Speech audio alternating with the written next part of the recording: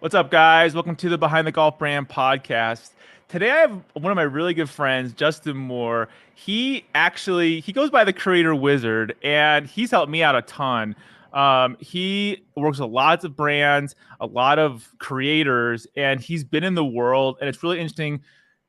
Today, I want to talk about kind of his take on what's happening in the golf industry in terms of like the creator industry and why it's the way it is and how this is nothing new. We've seen in other industries because I mean, Justin's been doing himself for a long time and awesome guy. So I'm really excited to have him on the show.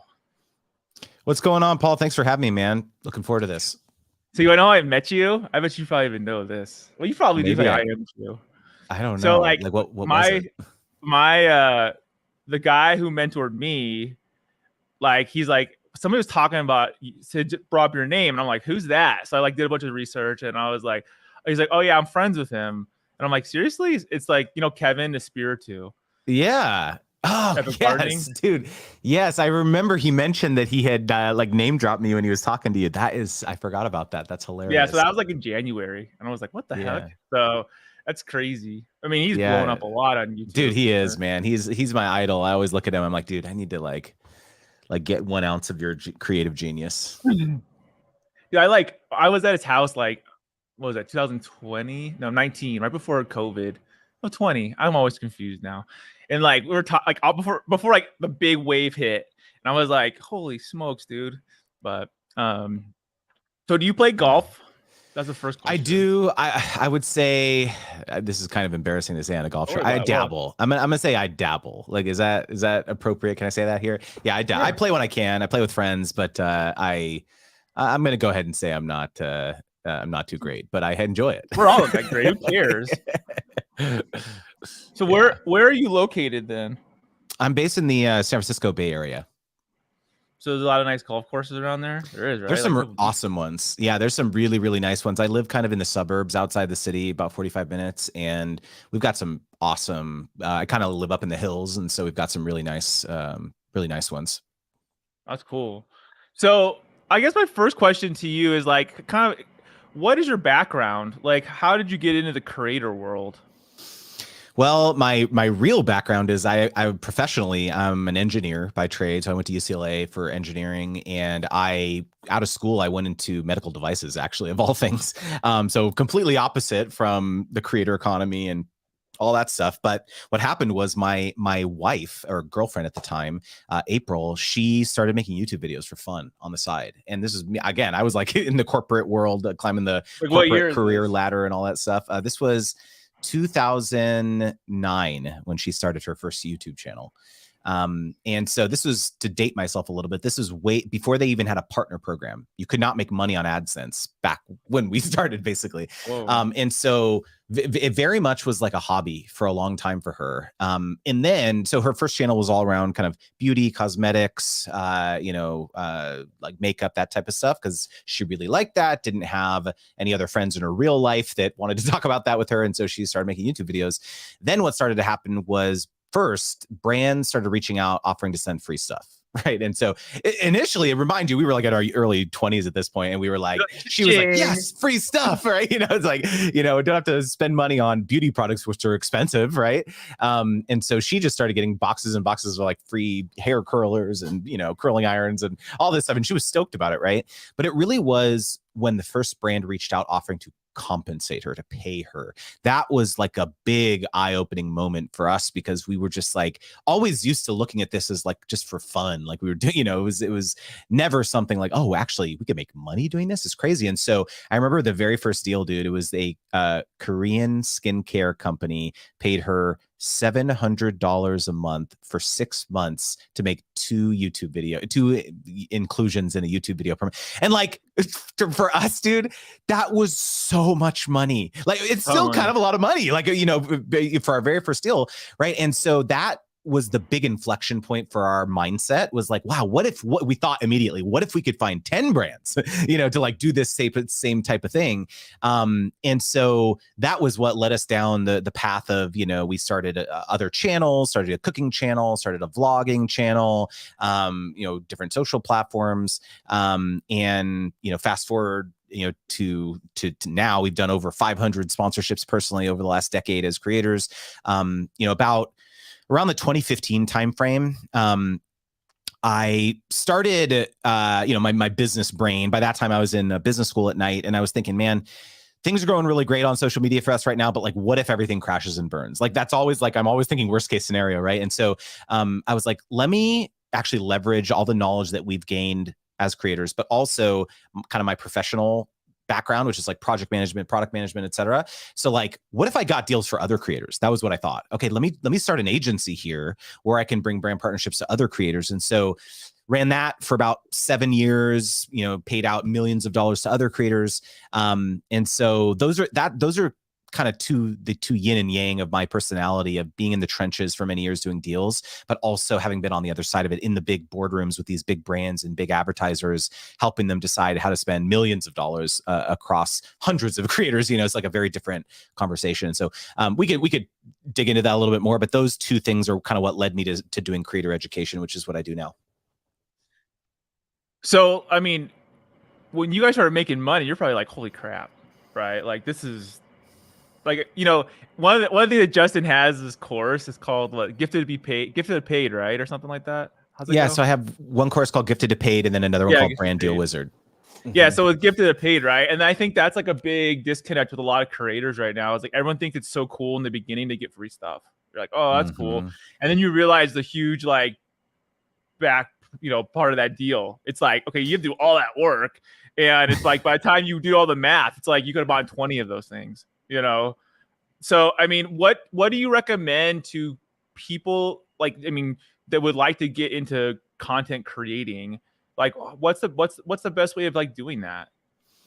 It's a good question. And to your point around, getting the free stuff and how cool that feels, like that was definitely for us early on, it felt like validation, Paul. Like it was like we were doing all this work, putting in all this energy, and then a brand finally noticed us. Like that was how it felt, right? It was like, wow. And also it felt cool, like relative to our peers, like, oh, we're being acknowledged, right? And our other friends are like seeing that we're doing cool stuff like that feels good early on. It feels like validation, especially if you have people in your real life who are looking down on what you're doing. Friends, family. Oh, everybody does that. They're like, that's you're stupid. A podcaster, like all this type of thing. It's like, and so it's like for someone to acknowledge you and here's free stuff. It feels good. And so the tendency is to want to give away the farm. It's like, okay, sure. Yeah. They say jump, you say how high. It's like, oh yeah, 10 posts. Sure. For this $20, golf accessory, like sounds great. Send it over. And so I think I did that for years. Yeah. You guys understand.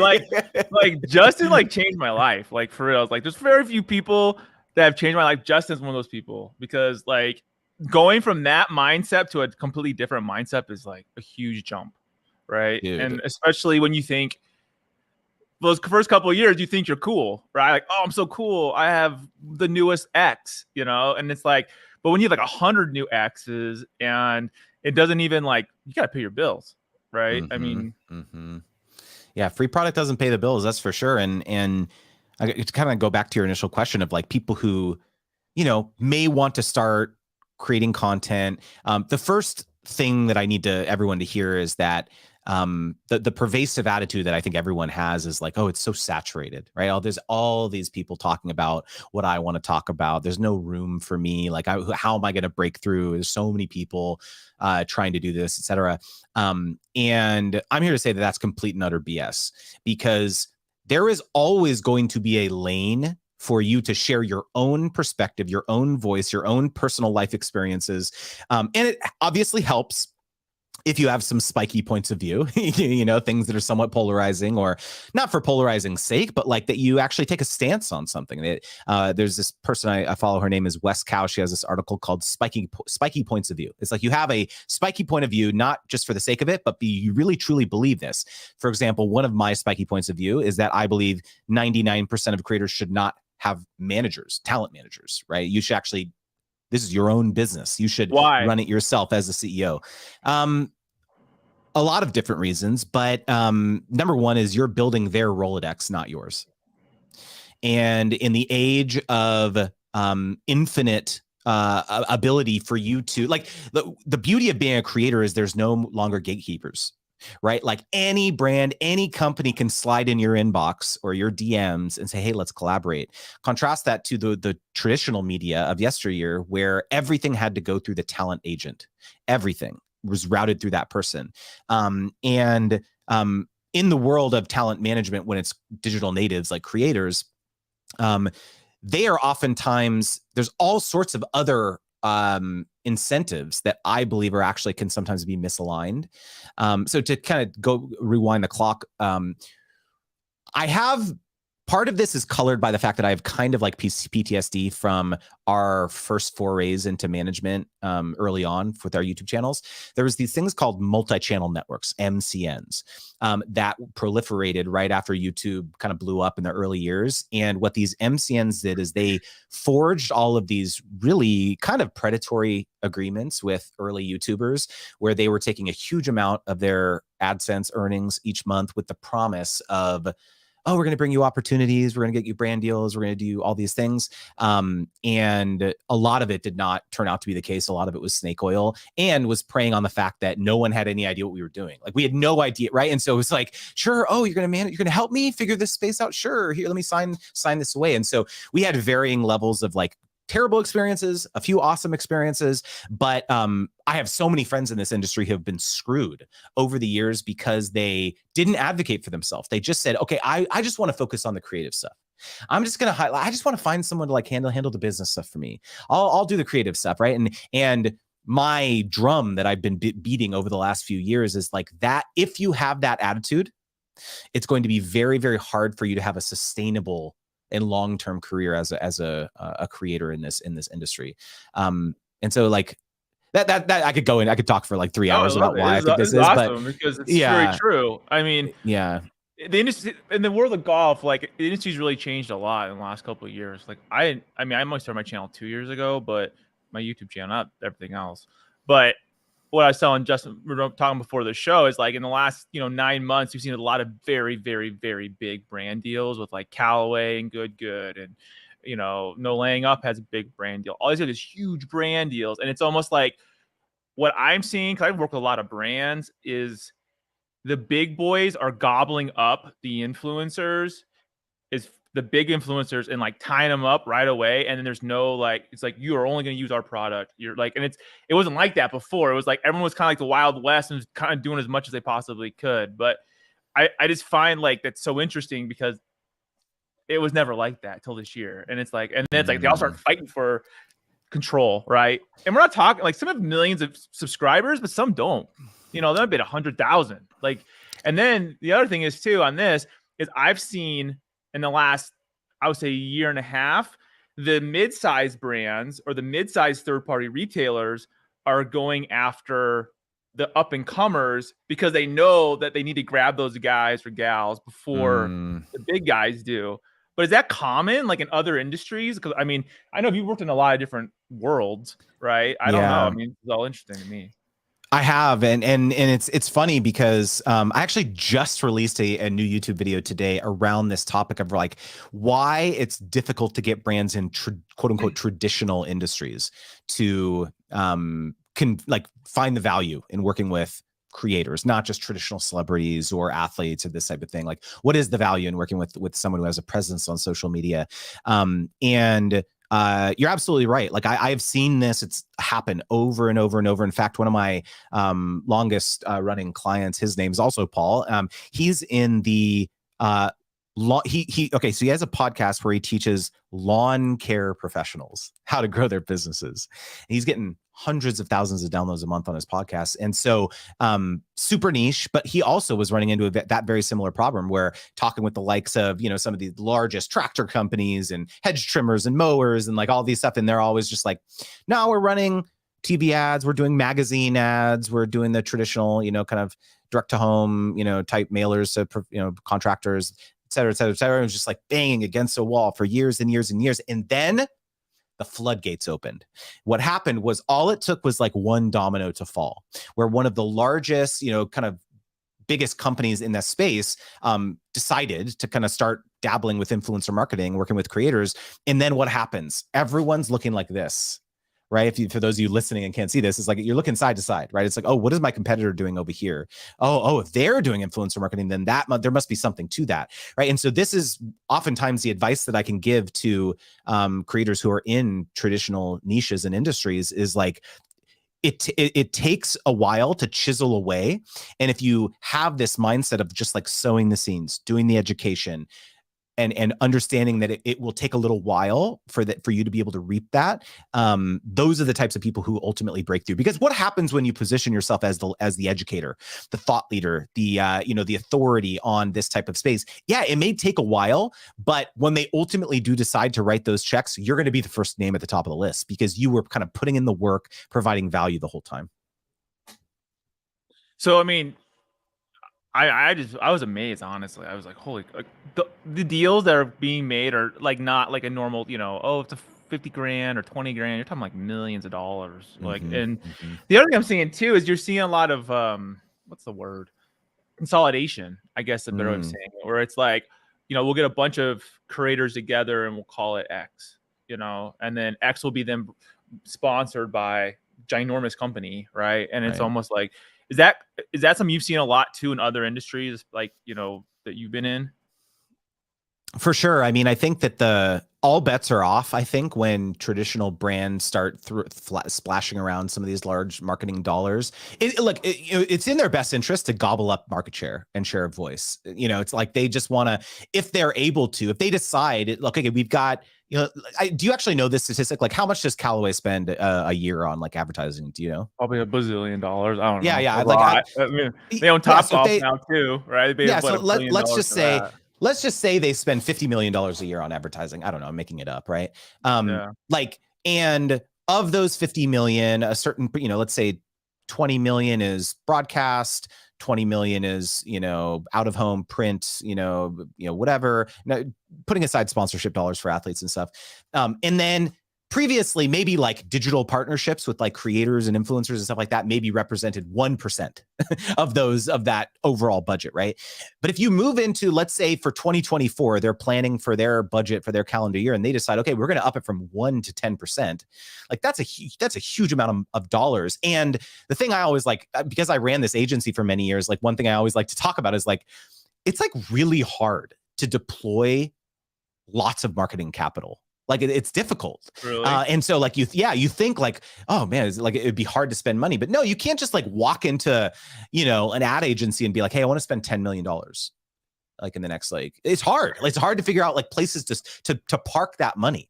And so one phenomenon that I actually have seen, to your point, was when these really large advertisers decide that a very specific marketing tactic is worthwhile, they'll go big. They'll be like, okay, yeah, like we're normally spending 100 million or 50 million or whatever. Like we're going to spend millions of dollars doing this now because we believe in this moving forward. And so that's why sometimes you'll see it go from like 0 to like 100 or 0 to 60 real quickly in some of the dollars that they're splashing around, because when they do ultimately decide to have this be a meaningful part of their strategy, it's kind of go big or go home.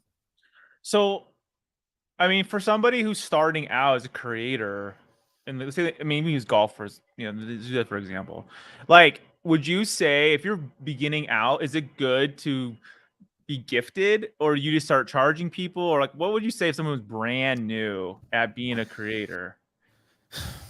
I would say two things. Number one, we came up in the very early years where it was always content first. It was always audience first. Like how can we make great content? How can we serve them? But the generation that's coming up on social media right now, or folks who want to start dabbling with it right now, there's not the same stigma of monetizing as there was when we started, right? It's so much more accepted now to do brand partnerships, to have paid communities and courses and coaching and all these stuff that you can do. And so what I always like to say is like, you don't have to go through the, the like walk on glass for 5 years without getting paid a dime. Like a lot of us early creators did. And that's a beautiful thing. Like you can come into this being like, okay, if I can figure out maybe it's a sub niche within golf. Like I'm going to help players who have had injuries figure out how to improve their game or something. Like that's going to be my niche or something. Then there's a lot of ways in which you can serve that particular segment, right? Whether it's courses or coaching or whatever to like cater to them. And I think that that's actually a really, really positive thing. And it just comes down to like serving your audience, serving your customer. And so, I actually think that creators who start now have a leg up where you could sit and think, okay, yes, this is going to be my content strategy. These are the types of things that I'm going to post about. But also I can see in 6 months or in 12 months, these are the types of income streams that I can envision. Yeah, maybe it's sponsorships or maybe it's courses or whatever. And like sitting and thinking about that is actually useful because it potentially could inform the types of people that you want to serve with your content at the beginning. I mean, I think now too, there's so many more streams of revenue sources, right? Because like back then it was just like YouTube only, right, or a website, and then it's kind of evolved into, I mean, Instagram and TikTok, and I mean, one thing that's really surprised me is just while even though in the last couple of years there's been a lot of people have come up very quickly, just because they can platform jump, right? Let's call it. Is that something you recommend to people, or do you think you should start out your I'm on X platform and then you dabble on the other two, or what would you recommend to people that are wanting to? I would say the quickest way to get burnt out is to try to attack all platforms at once when you're starting out, because it's going to feel really unsustainable.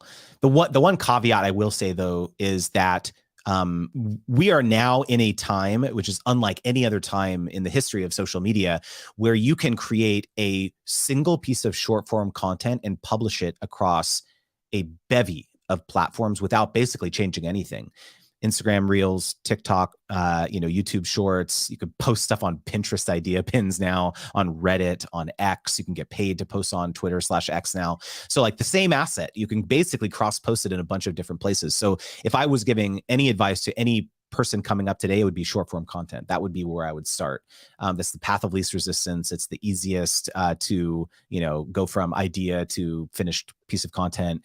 What I will say though is that there is value in doubling down and focusing on one platform to begin with, because as you know, like every platform kind of has their subtleties, right? Like you could cross post the same video, the same short form piece of content across a bunch of different platforms, and you could get 100,000 views on YouTube Shorts and like 1,000 on TikTok. Yeah, and sometimes, TikTok. yeah, it's like very like mystifying. Like, how could that possibly be, right? But then you start to double click and be like, okay, well, actually, people on TikTok prefer it looking a little bit like less professional. They don't like the super glossy look. It looks like you're just sitting in your bedroom and you fired up your phone. People prefer that type of format or content quality there. So there is like subtleties to it. And so what I always say is like, don't just necessarily pick the platform that you love.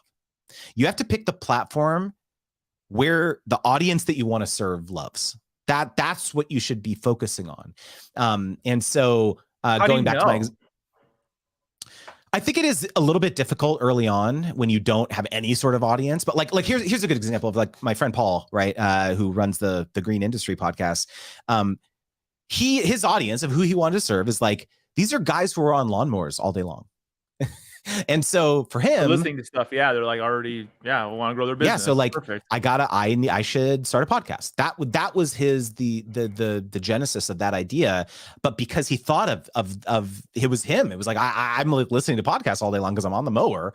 Like I got to serve them in that way. Contrast that with being like, they're not going to be opening up their phone and watching YouTube videos probably when they're doing their job, right? And so it's like, I think that can be a helpful question to think of like, okay, well, let me think about my audience and kind of what's going on in their life and how they consume content. And an easy way to do it is just like, if you have 5 or 6 people in your life, actual real life, who you think would find value in the types of stuff you want to post about, ask them. Be like, hey, I'm thinking about doing this. Like, tell me about your content consumption behavior. Like when do you watch social media? What platforms are you on? What types of content are you watching?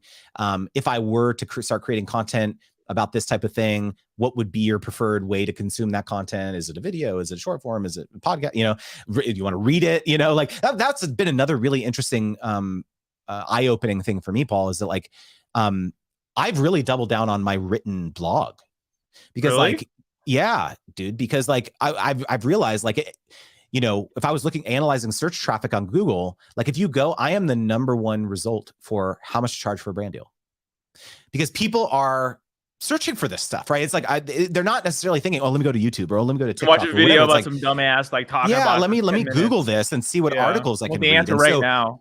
yeah, and so part of it, my content strategy over the last few years, and again, this was like version 2, 3.0 of my strategy, is like, okay, how can I repurpose my content that I've already created in written form? How do you do that? I mean, download the transcript.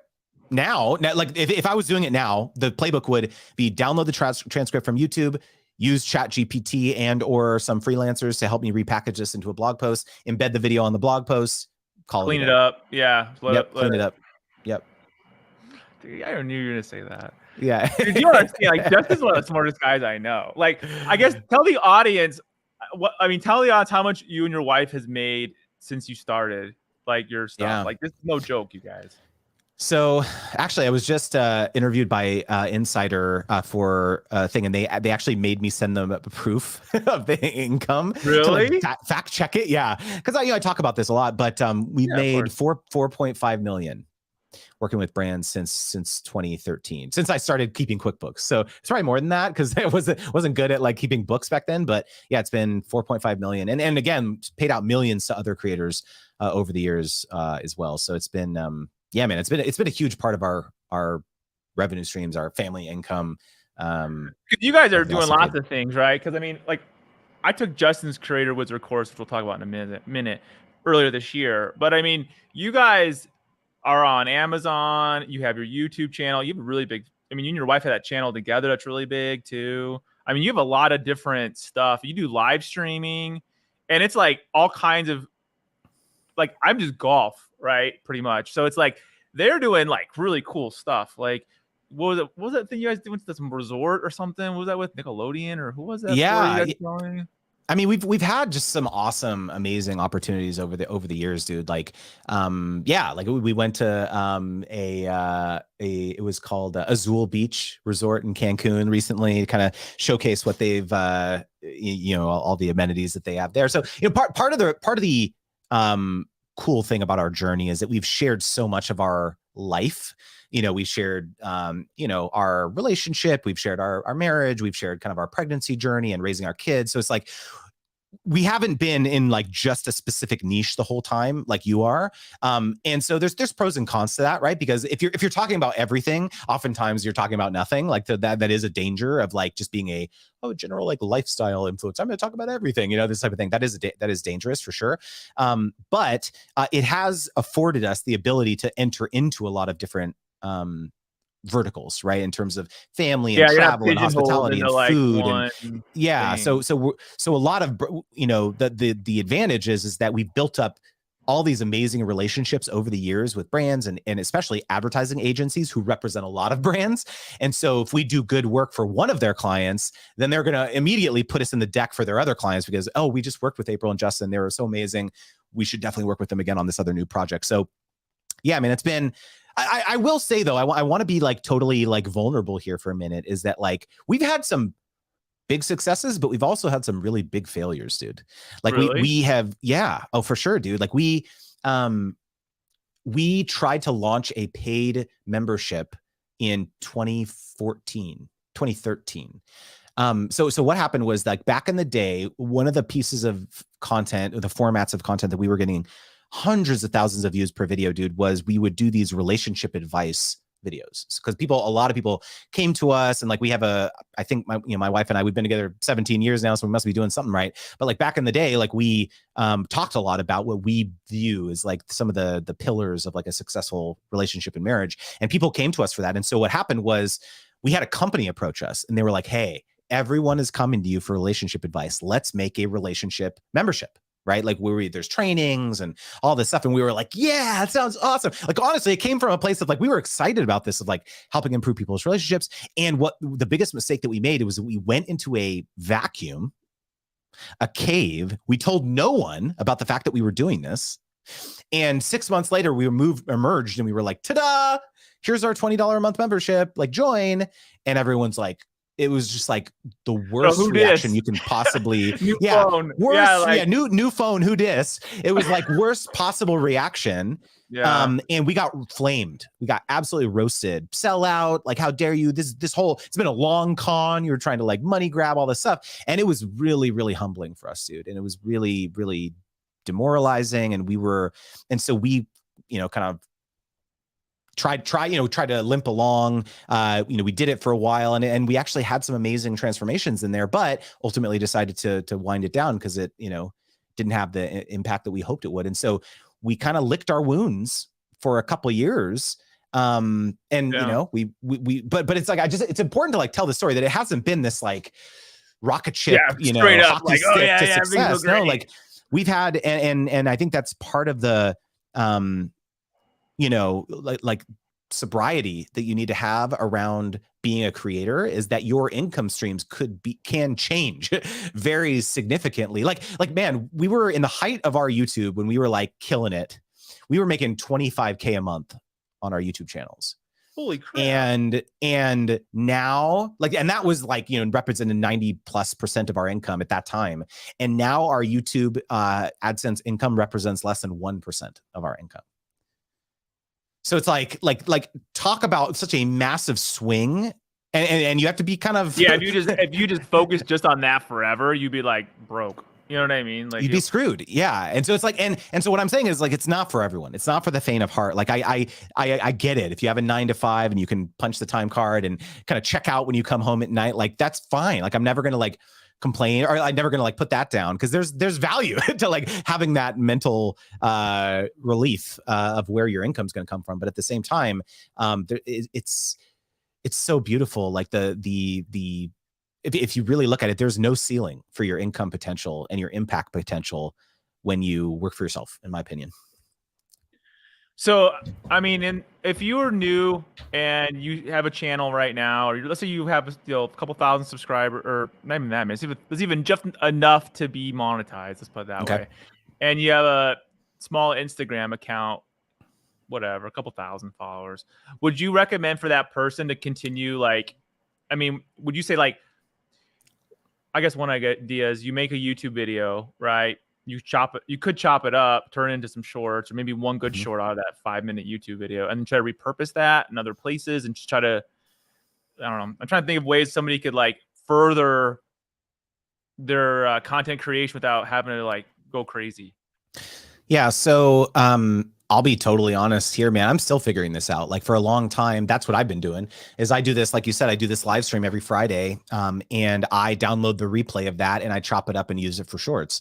And that's not ideal, for a piece of content that feels native to the platform. Like there's a difference for like filming something specifically for like, let's say, short form content. But to your point, like there's my approach has been volume, where I'm like, okay, I just want to be everywhere. I want to be on Twitter. I want to be on TikTok. I want to be on YouTube. I want to be everywhere. And so by definition, that means that I'm not going to be able to excel everywhere, but that's just the bed that I've made. If I was giving advice to someone who's just starting out, it probably wouldn't be that, because I also, just to clarify, I have a team. I have virtual assistants. I have, video editors, all that stuff. And so if it's just you and you don't have that ability to invest in other people to help you out with this stuff, I would concentrate on just 1 or 2 platforms in the beginning. And like you said, probably what I would do is I would have a long form strategy, and I would have a native short form strategy where I'm going to sit down and I'm going to like film short form pieces of content that I'm not repurposing from anywhere else. Because I think that'll have the best, probably the best results. So how many podcasts do you have, man? You have a live stream on Friday. What else? You have Creator Debates. I do. I have a podcast called Creator Debates, where every episode pits 2 high profile creators against each other to debate a hotly contested topic in the creator economy. So it's actually kind of come full circle, because we were talking just earlier about niches and whether or not you should pick a niche, or you should kind of be a general creator, whatever. And this was my big struggle for a long time, is like, people know me as the sponsorship coach. Like that's my kind of lane. Right. But I didn't want to just make a podcast about sponsorships, because I love talking about all this other types of stuff too. Right. Digital products and courses and merch and affiliate marketing and all this stuff. And so once I ultimately basically what's happened over the last couple of years is I spent the first 2 years basically developing the know, like, and trust factor, like they call it, in this particular lane. And people started trusting me for this topic. And so once I ultimately decided to launch a podcast that wasn't just about my niche, which was sponsorships, they followed me over there. They were like, okay, well, Justin has some good stuff to say about sponsorships, so he probably has some good stuff to say about these other topics too. And so it's allowed me, I call it kind of the Trojan horse effect, right? It's like you go in with this one thing, and then once you kind of penetrate there, then you can kind of jump out and be like, ta-da, I've got all these other things I want to say too. And so yeah, man, it's been a blast. I've got the live stream, I got the podcast. Yeah, it's a lot. I will say it's a lot. I feel so you guys, Justin knows the stuff, right? Legit. Like, he's the only person I know that is willing to talk about the things he talks about, because usually it's behind closed doors, or you have like one thing, he talks about, or, is he says, creators will go ask another creator like, hey, what do you charge? Right. And he's like, that's the worst thing you can do, because like, and I think it's the hardest part too. If you're trying to charge money for content creation, like, you have no idea what to charge, you have no idea what to offer, you don't even know what you're worth, right? Because you might think you're worth a lot less than what you're really worth in the market, and then people will roll right over you and be like, oh yeah, sure, yeah. I mean, you're pretty much doing it for free. To your point, I mean, there's like, you could be wrong to the tune of hundreds of thousands of dollars in these examples that you're sharing now with some of these brands splashing around massive amounts of cash. Like, if you don't educate yourself around how to value your work and value what you're bringing to the table as a creator, remember, like, brands do not have all this stuff figured out.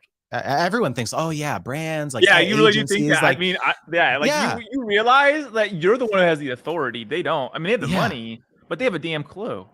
Right. And so it's like, your job is to educate them. That's your job.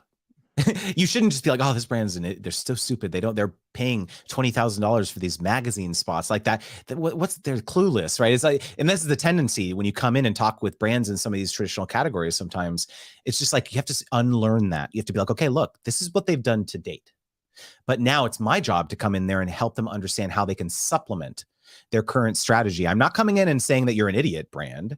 I'm saying, hey, this took you up to where you are today. I'm going to help you take you into the next chapter. And so it's like having the humility to understand that that's your job as a creator to do that. It's going to be a game changer. Yeah, I mean, I think so I guess, what's Creator Wizard? So Creator Wizard is my moniker, my brand name. So if you go to creatorwizard.com, that's like kind of that's the umbrella of everything that I talk about, all the sponsorship stuff and podcasts and courses and all that stuff too. So yeah, people call me the Creator Wizard. And so that's kind of my social handle. And what are the courses you offer? So you have gifted to paid, and what's the second one, so people understand the difference? Yeah, so my primary course is called Brand Deal Wizard. And so the reason I created this program is that, first of all, like, if you're interested at all in any of this stuff, I have like 99% of my stuff is free. I have like hundreds of YouTube videos. I have so many like stuff on my blog, like my newsletter, creatorwizard.com/join, by the way, shameless plug. I literally just send you lots of stuff for free. But like, I decided to create a program that, if for anyone that's even interested in like earning money by working with partners and brands and companies and things like this, I wanted to make the damn best like course on the planet for that. Because I didn't like, number one, I wanted people to avoid the mistakes that my wife and I made, like coming up, right? Signing away rights, the broadcast TV rights for nothing. And, signing exclusivity, like, oh, it can't work with any brands, and their competitors for a year. Like, we made every mistake under the book you can imagine. So I wanted to help provide people a venue to learn those things. Secondly, like, a very, very large mistake that creators make is they have this transactional mindset. It's like I'm going to do this one-off deal with this one brand, and then I'm literally going to never talk to them again. And that is like firing yourself from your 9-to-5 job every single month. It's like you're back out there being like, okay, hire me, like I work with me, right? And so it's like, I wanted to teach people that it's so much easier to convince a brand that you just worked with to hire you again. It's so much easier to convince them to do that because they just had a great experience. And so this is a foreign concept for a lot of people, especially creators who maybe never had a professional job before they were doing this, right? And I have so many frameworks and methodologies, and I have what I call my sponsorship wheel, which is my 8-step framework that I teach people about what brand partnerships look like. I just wanted to have a forum for people who are, frankly, making oftentimes a lot of money. And so if you can understand, how do you go from like charging $1,000 to $10,000 without 10 times the amount of work? Like that's really what I specialize in. And that's what the course is for. I think it's brilliant. I mean, there's not a lot of people, like, I honestly, like, Justin's the only guy I know talks about this, to be quite honest. I mean, I've worked with a lot of brands and I've talked with a lot of creators, and I even, like, the things I've learned from Justin, I've had to, like, tell our creators, like, just the other day, a creator friend of mine, who I'm not going to name, did some content, and I was like, hey, did they pay you? Right? And he's like, no. And I'm like, well, and then I said, well, this brand had come out to me and they wanted to pay me to do the same thing. And I was like, but I read their contract and I was like, oh, hell to the no. And I'm like, I'm just making sure you didn't sign that contract, because, like, it was pretty, like, in terms of there was exclusivity in there. There wasn't so much the price or any of that. Is when you start really reading it, it's like they would own the entire rights of your video for or however many videos they wanted you to do for a very long time. And I was like, there's no way. But, like, if you're new, if you're a new person, like, you probably like, oh, cool, I'm gonna make a couple dollars here, and then not even realize that the true value of what you're giving away, just because you don't understand what that even means, like, as a creator, and the value of a brand running ads with your content, right? Or all that. It's like, that's you, man. That's your persona. That's, like, they're using you. You understand that? And it's like, so, I mean, it can be a really frustrating thing for creators, what you just described, because a lot of people brands will come and they'll have a conversation with a creator, and you'll be like, hey, you got to pay me money for that. And they're like, hey, well, this creator over here, they were fine doing it for free. So, like, well, how come you're not fine doing it for free? And they'll try and kind of gaslight you, to some degree. Really? Yeah, for sure. And creators get frustrated because they're like, how can I advocate for myself? How can I get paid if everyone else is doing it for free? It's so frustrating. Like, I can't, like that's like a really common refrain that I hear a lot. And what I tell creators is like, look, you have absolutely no control over what someone else decides to do, whether they decide to do it for free or very little money. You have no control over that. What you do have control over is helping illustrate to the brand or the partner why you are so much different than those other people. One quick example, your friend who just did a bunch of content for free. Oftentimes what brands do not get when they are giving away free stuff is the rights to repurpose the content, to run paid advertising with it, the rights to preview the content before it goes live. What happens when they send something free, the creator talks about it, and then the brand's like, whoa, you actually said something that's not true or not accurate. That's a problem. And there's no incentive for the creator to, like, say, give the brand a preview of it before it goes live when there's no compensation involved, right? Sure, and so it's your job to, like, bring this stuff up when you're talking with a partner and be like, hey, is that important to you? Being able to preview it and make sure that everything I said and depicted before it goes live. If that's valuable to you, well, that's why I specialize in this, and that's why you have to pay me, right? Because this is a relationship here. Yeah, we're working together on this. This isn't just because it's a complete roll of the dice. I mean, I have a couple brands I own myself, and I'll send out product. And it's a roll of the dice. You don't know the person's going to do it or not. Like, if you want to follow up 1,000 times, and then maybe if you do get the content back, it might not necessarily be what you wanted. But now, what are you going to do? You gave it away for free. It's like, so I can see from the other perspective, like a brand, they really have that in place to know those objectives will be met, right? Whatever that might be. And the other important thing, knowing that you have a brand, like, you also know, like, there is value for each of these tactics. There is value in what I call product seeding. You just send stuff out. You just kiss it and let it go. You have no expectation that there's going to be, like, a bunch of posts made of it. That's just, like, part of it, right? Yeah. That's one strategy. Then you've got the affiliate strategy, where you've got people, like, out there, a little army on your behalf selling stuff. You give them 20% commission, whatever. That's one strategy. Then you've got the, flat compensation content creation budget too. That like, these are all strategies, and any brand worth their salt should be doing all of these things, right? And so you all three of them, right? You send stuff out. You should be doing everything, right? And so it's important, and you do affiliate with the guy, so he, like, wants to keep on pushing it after the period's over. And exactly. And so it's like your goal, it's your responsibility to teach the brand this if they don't understand this.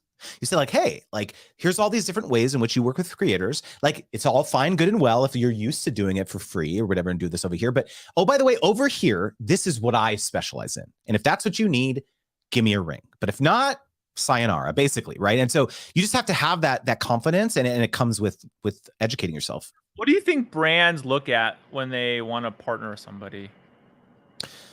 So I think it really comes down to the goal of the campaign. In my view, this is what I teach creators and also teach brands who don't really understand this. What a lot of times happens is that brands have very unrealistic expectations about what is going to happen on the other side of this partnership. So let's say they reach out, let's say they do compensate the creator. Hey, we're going to pay you $5,000, $2,000, $500, whatever it is, right?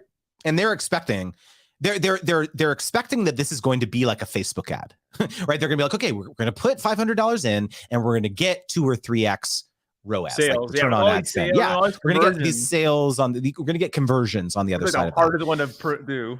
Yeah, and yet that was never communicated to the partner. They never said like that. This is what our expectation is, and so the creators over here kind of oblivious to this, like kind of in there, they got a big smile, naive smile on their face. They're doing the content, and they say this episode of Golfers Authority is brought to you by Titleist or whatever, right? And it's like more of a brand awareness play, right? That's a brand awareness play. And yet on the other side of this, they do the deal, you do a couple videos and it didn't translate into sales like we were hoping. And then you're, as the creator, sitting over here thinking, well, hold on a second. You never told me that was what you were trying to accomplish. Yeah, because if you would have told me that, brand, I would have said, hey, click the link below. You use Golfers Authority 20 for 20% off your first purchase. That is a conversion. That is a conversion focused piece of content, right? And so it's like you have to be asking these types of questions. And so when you're a brand, to your question, you have to understand, what is your goal?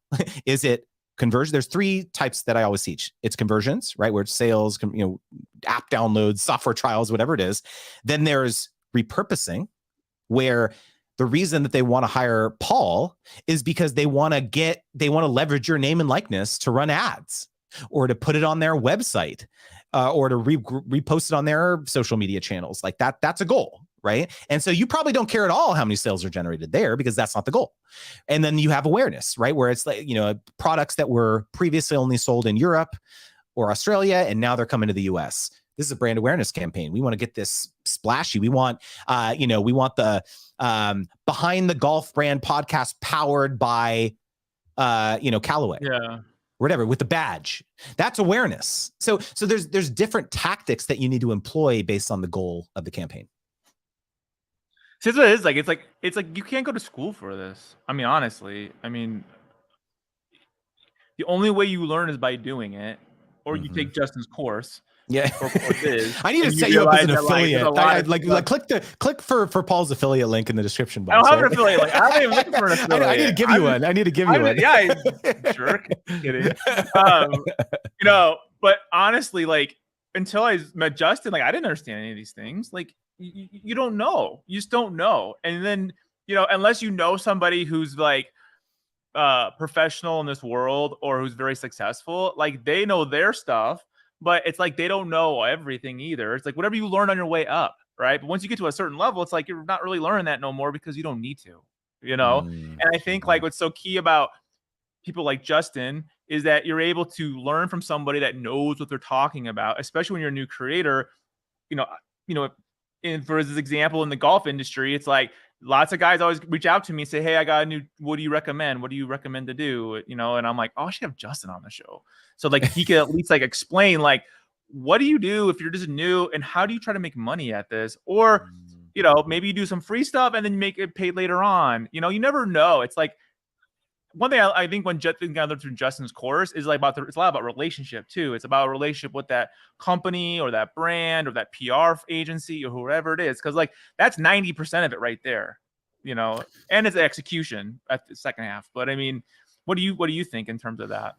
100%, man. I mean, I think, it's funny because when I started doing this, like I very much was like, oh, I'm going to help like social media creators. That's who I'm going to help, because that's what I know, right? It's like YouTubers, TikTokers, Instagrammers, right? But like so many people have come to me from all different industries, and like people who run conferences, people who have podcasts, like bloggers, all sorts of stuff from all these different angles, because sponsorships has become a really, really meaningful part of their revenue streams. And now it's so funny, because I'm sure a lot of folks in your audience, like when they think of the word sponsorship, the extent of it is like, oh, someone's going to sponsor me as a golfer, maybe, right? Like maybe you're listening to this and you're like, oh, I'm an aspiring golfer and I want to get sponsored by one of the big brands or whatever. And so I'm going to get swag, I'm going to wear the hat, I'm going to get the bag, I'm going to do all this, right? And like that is how it's been done up to date, like a traditional like athlete sponsorship. But to your point, like things are changing very quickly. If you look at some of the top athletes who have forged like very significant sponsorship deals, a huge component of it was their social footprint. It wasn't just about them wearing it and the brand awareness piece, like, which is what we just talked about. It's like there's all these other ways in which they're serving the brand. So maybe there's conferences and the person goes there and is doing a keynote on behalf of the brand, or they're going and they're doing a interview circuit, or for the new products that the brand is releasing. Or maybe this person has a podcast like you do, Paul, right? They come on the Behind the Golf Brand podcast, but they're also a golfer, right? So they're supplementing their professional aspirations with a social footprint. And I think that this is, to me, this is kind of the next chapter of the creator economy or the new media, what have you, is you're not just leveraging your name and likeness, which is what the celebrities or the athletes of yesteryear would have done. There's all these other ways in which you can, basically upsell these partnerships for a lot more money based on other properties that you own, where you can amplify the brand's message. So where can people find you right now if they're like interested in like learning more about you and about what you do and your courses?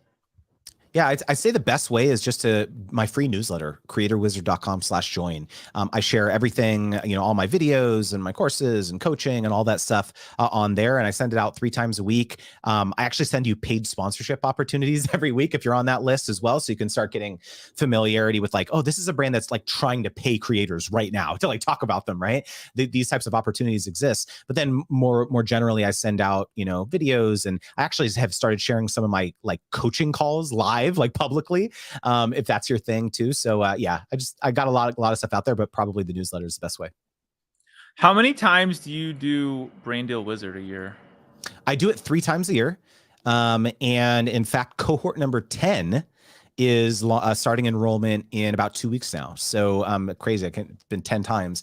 But it's a 4-week sprint. And this upcoming one is the kind of the October, November timeframe. The reason I do it right now is because Q4, kind of the holidays, is like when a lot of brands backload their marketing budget. Oftentimes up to 50-60% of their marketing budget for the entire year is spent in Q4, which is October, November, Really? December. Yeah. Yeah, I'm getting told like stuff yeah. like people are doing their budgets for next year, like right now. And Yes, like, well, that's true as well. That is true as September. well. I'm like, really? It like, is. oh yeah, pitch. And I was like, okay. I'm like, I have a big one. Oh yeah. No, I mean, this is a lot of stuff what I talk about. In fact, my live stream last week on Friday was called Q4 holiday pitching strategies. So it was like, okay, like we need to be pitching, these, and then I'm going to do the Q1, January, February stream soon too, as well. Cause like they're, the larger the brand, the further in advance they plan this stuff. So what do you think about people? If you're just doing content, would you also do content with like an affiliate, or would you do like, would you do paid with affiliate, or would you do paid with like your own product? Like, I know it's what costs more money, right? Essentially for yourself. Affiliate's pretty easy because you don't spend any money, but like, I guess what ways do you recommend people to monetize themselves outside of just sponsorship? So where I always come from as a creator is it has to be audience first. Everything that I do, whether it's sponsorships, whether it's affiliate marketing, whether it's talking about my own services and coaching and courses and stuff like that, it's what is going to be the most additive to my audience / customer, right? And so that's where I come from with everything. And so a lot of people get fixated on this whole topic of like, well, I don't want to do too many like you have a brand, right? You're thinking, oh, like, what if I just like talk about my own brand every single show instead of like sponsors, right? Because then I can maximize the amount of money. But a lot of people think this, like, oh, I'm only going to talk about my stuff, right? And so what I like to talk about is like, okay, well, that is number one, a very selfish perspective. Number two, it's not audience first. You're thinking about just yourself. Number three, if you were to get into the psyche of your brand, of your followers, of your audience's head, what is keeping them up at night? What are their challenges? Specifically related to their golf game. There's probably lots of other products, services, education courses, etc., that you're never going to offer as a creator, right? And yet you have other friends who are offering those things. Well, it probably makes sense to do some sort of JV, some joint venture affiliate type deal where you talk about their program and to your audience, because you're never going to do that, right? And so it's like, if you have this audience first mindset, it makes it a lot easier to be like, okay, yeah, taking a sponsorship from that brand makes a lot of sense because I'm never going to make that product, or I'm never going to do that. And so I think it really helps people. And the other thing too, you asked like generally, like how should people monetize? Listen to your audience. What are they asking you for? Are they asking you for help? For me, when I started coaching creators on sponsorships, there was no way you could pay me. I literally didn't have a course. I didn't have coaching. I didn't have anything. And it took someone reaching out in my DMs and be like, hey, can you coach me? And I was like, coach you? What are you talking about? And so it was like, I never thought of that. Like, oh, people would actually want to pay me like for this. It was more just kind of scratch a creative itch. And so you should be listening. What are people constantly asking questions about in the comments, in the DMs? What are people emailing your newsletter about? And just don't ignore that stuff, because that could potentially be a way for you to serve them with something paid. Well, that's one thing I love too is about your sponsorship wheel. Cause like if you take that, it's like, what your problem is, right? Like you're like, I'm really good at this, but I'm not good at those. And that's when you focus on. And that's probably why I'm not where I want to be or whatever it might be. Is that for free or they only do the course? I can't remember. That's for free. Yeah, you can take the sponsorship wheel snapshot. And in fact, if you join my newsletter at creatorwizard.com/join, one of the first emails you'll get after the first couple of days is an invitation to take that assessment. It's a free assessment. I have it. Like I downloaded it on my computer. Like I always look at it and I'm like, yeah, that's like it's still true, and that's what I still need to work on. And it's like people don't want to work on the things that are hard, right? So they like go, I'm really good at this, but I want to do these. It's like, well, you need to work on those, not that, because you already know how to do that. But I don't know. Justin gives a lot of value. Like a lot of it's free. I would say majority of his stuff is free. So I mean, I would highly recommend going to his website. Just read the articles, and like he has his YouTube channel too. You can watch the videos, but it's like there's so much content right there and information that can actually help you figure out what to do if you're wanting to be. If you want to work with golf brands or any brand, really. I mean, me golf brands, but so again, where can people find you so they can look you up? Yeah, creatorwizard.com/join is the newsletter, and then I'm pretty much at Creator Wizard everywhere on social. He's everywhere. Well, thank you so much for teaching me and everyone else. I can't think more highly of you guys, and I love what you're doing. So I'll see you guys in the next episode. Thanks again, man. It was